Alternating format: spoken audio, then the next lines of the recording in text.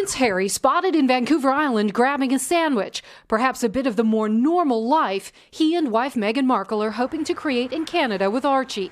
Now Buckingham Palace says they'll officially be out of the royal family fold April 1st.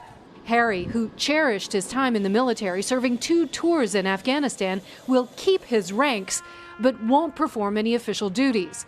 The prince will still work with the Invictus Games, a program he founded for wounded vets.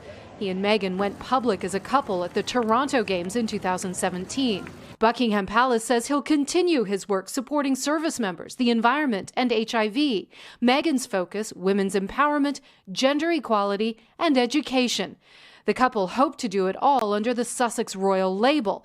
It's on their Instagram page with more than 11 million followers and their official website.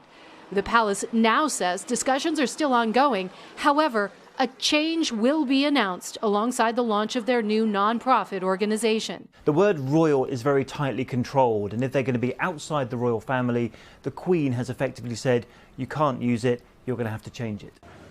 The latest details coming after that dramatic day in January when the Duke and Duchess of Sussex announced they were stepping back as senior members of the royal family. Our hope was to continue serving the Queen, the Commonwealth and my military associations, but without public funding. The couple announcing their last events as senior royals. Harry meeting up with rock legend Jon Bon Jovi to record a song for the Invictus Games. See how many girls. And Meghan taking part in International Women's Day. And on March 9th, the two will join the royal family for Commonwealth Day in London, just as they did last year.